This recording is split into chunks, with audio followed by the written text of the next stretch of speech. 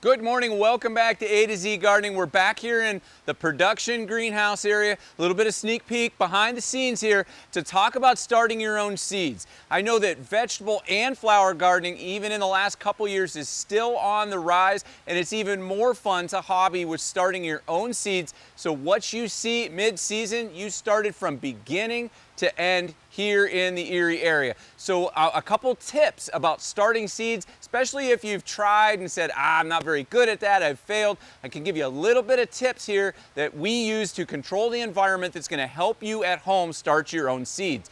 One common mistake is maybe too large of a cell. You'll see in some of the plug trays here, we have 392 plants in each tray. That is a very, very small cell. The reason for that is that you can then control the environment, meaning the water. So you can let it dry down. If you start in a very large pot thinking you're giving that plant lots of opportunity, it's very difficult for you to let it dry down. It stays wet too long. You get that little dampening off. They kind of wilt, but they're too wet actually. So the other thing is when it's really young, when you just plant the seed, you need lots of bottom heat. So consider getting a heating tray or putting it somewhere very warm on the soil side, and then putting a cap over the top to keep the humidity up. Our environment here is controlled by computers that can keep the humidity very warm with misters and very aggressive temperature. On your windowsill, it's difficult to replicate that, so the dome helps that.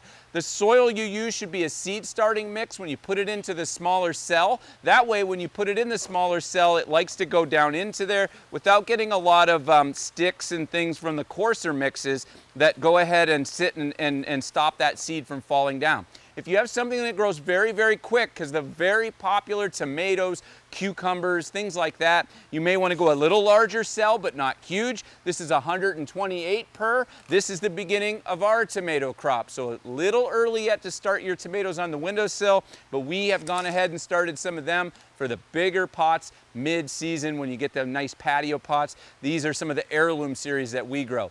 Then, just like kind of raising children, they need lots of care, keep them nice and moist, lots of warm temperatures and humidity.